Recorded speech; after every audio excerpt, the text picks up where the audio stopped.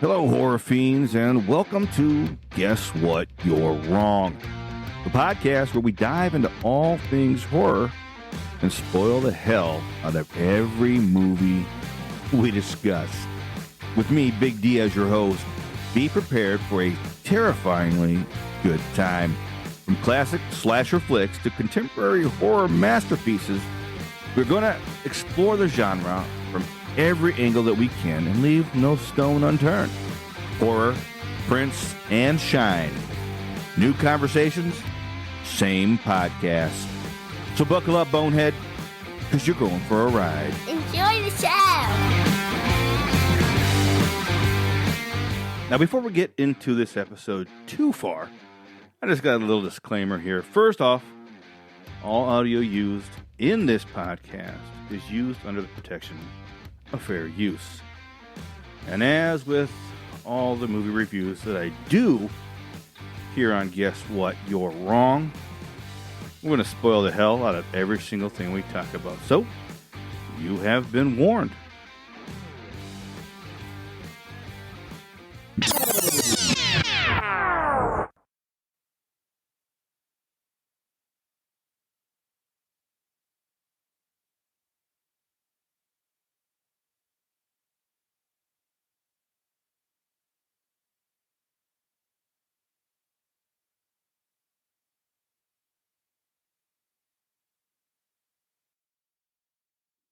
Hello and welcome back to another classically 20s episode of Guess What? You're Wrong. Now, today is, I know it's been a little bit of, been a while since I've gotten on here and actually tackled that classic horror that I love so much that I had started to do, a month or so ago. But we've had a lot of episodes coming out, got a lot of stuff going on, and now let's get back into this because I got one more movie from the 20s, and then we're going to move on to the 30s on the next one. So this movie, without further ado, is from 1924, Waxworks. I know you all have heard about Waxworks. Now look, there is a lot of movies that have come out recently in the 80s, 90s, Waxworks based stuff, right? I think they're all, I'm pretty sure they're all based off of the same premise from this movie. Now, this movie was directed by Leo Brzezinski and Paul Lenny, written by Heinrich Galin, because once again, these early 20 horror movies was made in Germany. Good stuff. Stars Emil Jannings as Harun al-Rashid. Okay. Conrad Veidt as Ivan the Terrible. I need to learn how to read and speak. I'm telling you. Werner Krauss as Jack the Ripper. William Dieterle as the Poet. And there was Paul Mansfield as the Grand Vizier. There's quite a few on here. The basic storyline in this is much like the current movies. With the exception if, the one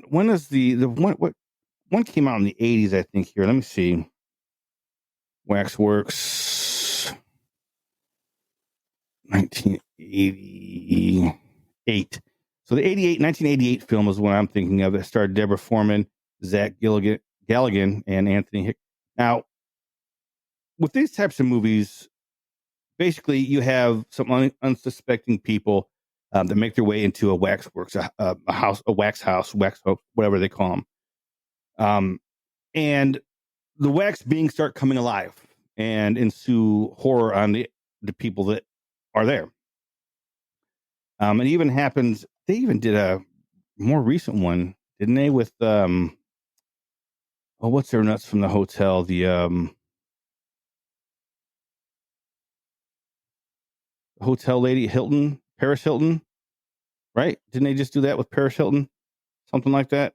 Whatever. Waxworks, I don't know what it was. Let's type in Paris Hilton and see if that comes up. I'm pretty sure she was in that movie.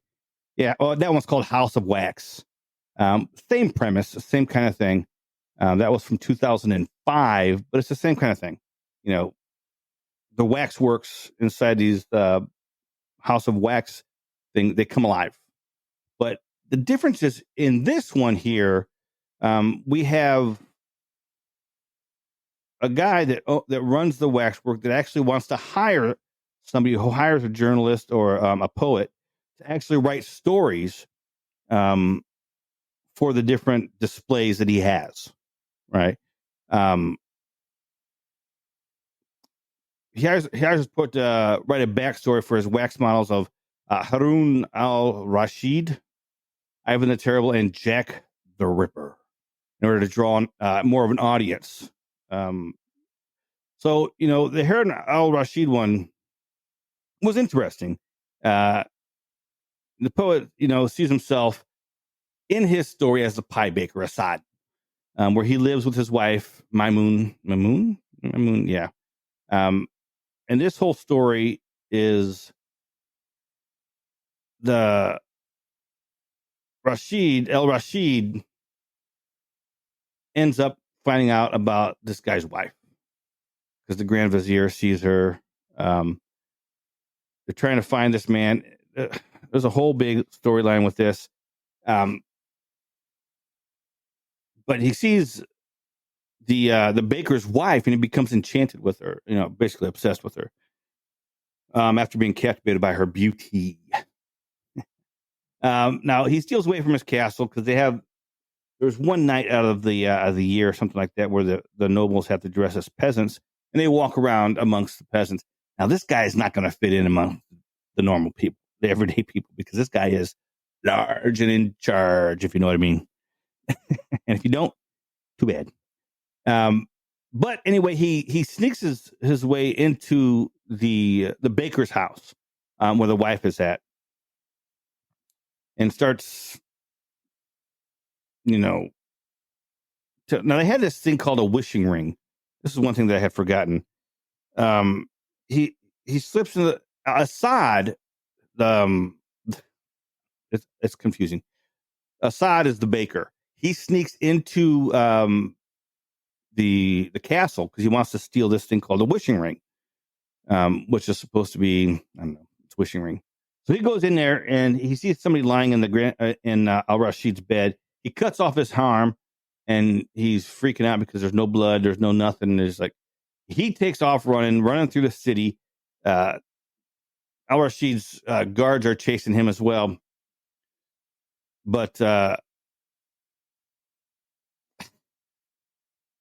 the Al-Rashid was actually at his house with his wife, and he had the actual ring. So as the husband comes home, banging on the door, let me in. They have to hide the Al-Rashid. Harun al-Rashid. He hides in a baking oven. Now the guards, they rush in to arrest Assad for the attack on the palace, right? But Assad's wife uses the wishing ring to wish that al-Rashid spring forth unharmed. And because of this, he comes out of the oven. She then wishes that Assad be named official baker for al-Rashid. Her wish is granted, and the couple come under the caliph's protection. So, that story. Al-Rashid likes the wife, goes to try and bed her, I guess. Has to hide in the oven. The guards think that al-Rashid is dead, but the wife makes a wish on the wishing ring that al-Rashid would be safe. He comes out of the oven and, hey, everybody's happy. The husband is the baker for the castle. Nice. Now, the second episode, there was 3 quick episodes in this. I mean, 3 different stories that were written. The second episode, treated in a slower and more somber vein, deals with the Tsar of Russia, Ivan the Terrible, whom the poet describes as making cities into cemeteries. Their cities will be cemeteries. Heard that in Demons. But anyway, the Tsar takes physical delight in watching his victims die after poisoning them. Ivan's poison mixer writes the name of the victim on an hourglass. This is funny. And once they're poisoned, the hourglass is turned over. The man dying just stands there, and watches the sand fall. The poison mixer, who has taken pity on the victims, is singled out by Ivan as the next to be poisoned. But unseen, the poison mixer writes Tsar Ivan, which is Tsar Ivan, Ivan the Terrible, on the hourglass. Ivan is supposed to attend the wedding of a nobleman's son, and paranoid that he is being targeted, dresses the nobleman as himself and drives the sleigh to the wedding. There, the nobleman is killed with an arrow, and his daughter, Eva, and her bridegroom, the poet, who was actually, in the first one, he was Assad. Now the poet is the bridegroom here. They're in shock as Ivan takes over the festivities, eventually absconding with her and holding the groom in his torture chamber. On the wedding night, Ivan hears that he has been poisoned and races to the torture chamber to reverse his fate by turning the hourglass over. He does it again and again. And the final title says that Ivan became mad and turned the glass over and over until his end of days. Whew. Talk about stuff.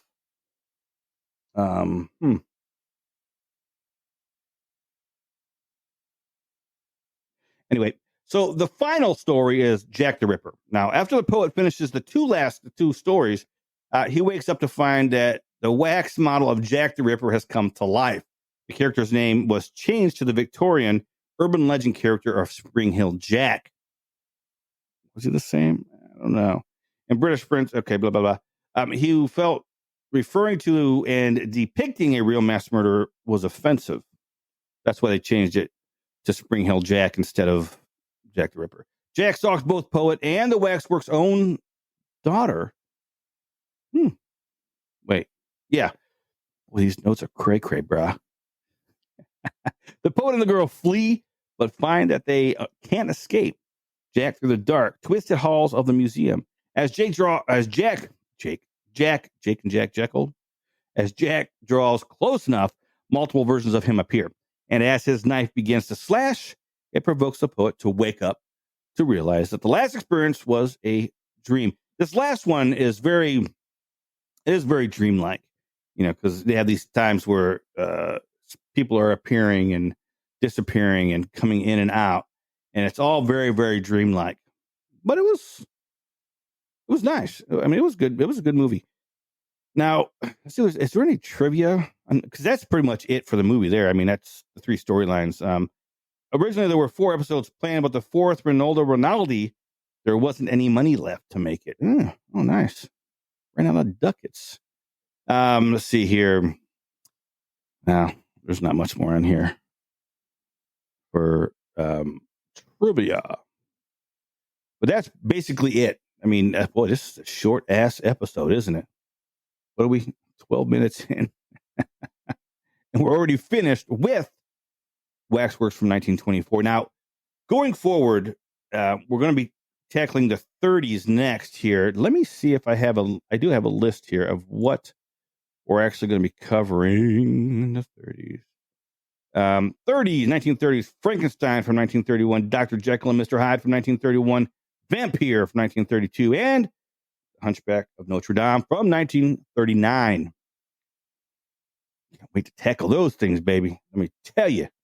But we've had a lot of episodes come out recently. I mean, a few. There was a couple of special episodes that we had done. April 21st, we did a special episode dedicated to Prince. Huge Prince fan. Part of that Prince fam thing. And I thought nothing better. April 21st was the day he died. So I thought nothing better than to have a nice little episode commemorating him and being joyous about him. Check out that episode. You can find it in my playlist somewhere. You'll see it. But that's it. That's all I have for Waxworks from 1924. Coming up, The Crow. We got a special episode on The Crow coming out. The video has actually already been released, and it's on YouTube. But the audio version will be streaming to all your podcatchers soon. That's it, everybody out there. Sweet dreams. Love, peace, and chicken grease. And that's gonna do it for the day. Thanks for hanging out with me and letting me bend your ear for a while. Ain't no time for bad shine. And until next time, don't forget, you're wrong. Later, Tater.